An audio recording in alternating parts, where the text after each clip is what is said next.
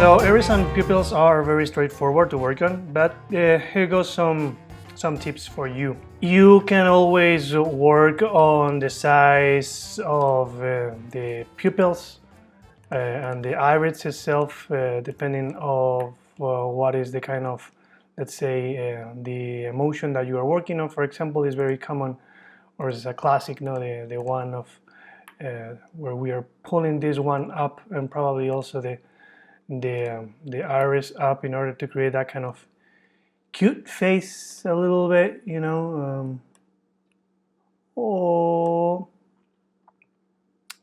Another kind of also another kind of emotion that we also do, for example, with the size itself, is when we bring both of them for fear, or even also sometimes for anger. We bring them. Whoops, sorry, wrong side. When we bring them down, the two of them, and maybe the pupil is also like that. It's close enough, so we can do this too if we only see this one for fear.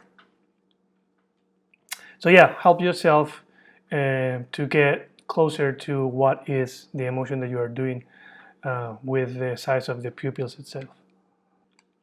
But another thing that you can do is just to work with, let's say, the size of only one of the axes to get, like, suppose it goes with your convenience. For example, something that I like to do a lot is when we have this kind of relax, or the eyelid right in the middle of the eye, I like to also get that kind of horizontal feeling to the eyelids. I think I've showed you this before. If I would bring this up, you're gonna see how this is stretched horizontally. So this is a very nice way also to work with the sizes independently. I mean, in the two different axes, depending on the kind of pose that you have. Something also that you should know is that when you are doing some kind of, for example, let's imagine that our character is looking towards the right screen, okay? So if we are doing this, we should always consider where is the line of the outer iris, okay? At least in one of the eyes. Many animators, when they do this kind of poses, they bring the iris a little too in, or even included. It goes towards the inside the pupil. So we should always try to consider to get at least a little bit of our part of the iris still is uncovered, like part of the iris is still uncovered, like this, for example. And I would even bring this one out a little bit more like that.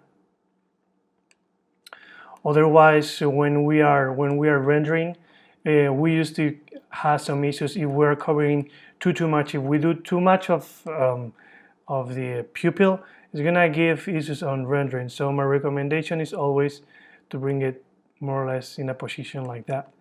But the other thing that you can do is that if you are looking like the character to look into this side, what I always do is I stretch it here. Sorry, in the other direction. Both of them.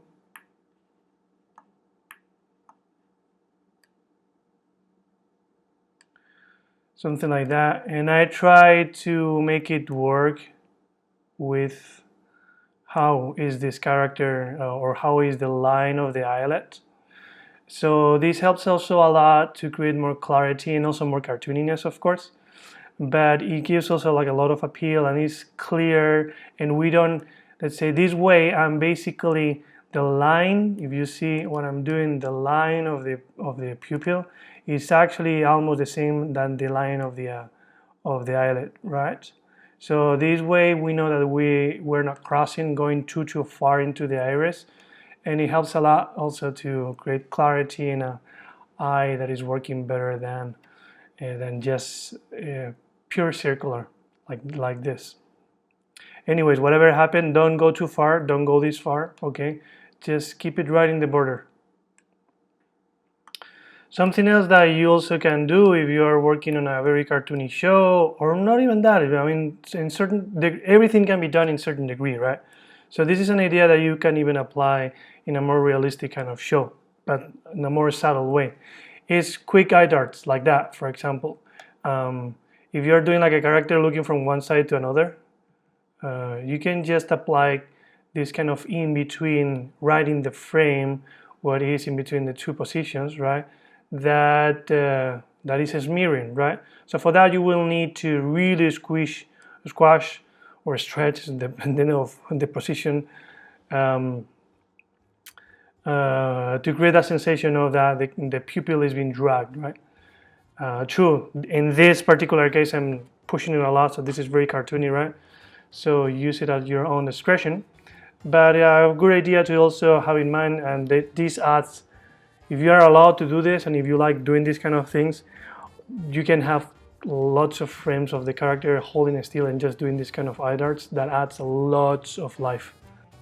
Just remember that this is something that you should do in one frame or two as much, okay? So we will talk about smears in the future, but smears is something that you don't want to hold in the screen for more than, let's say, 1 or 2 as very much, and being the second way more subtle than the first one.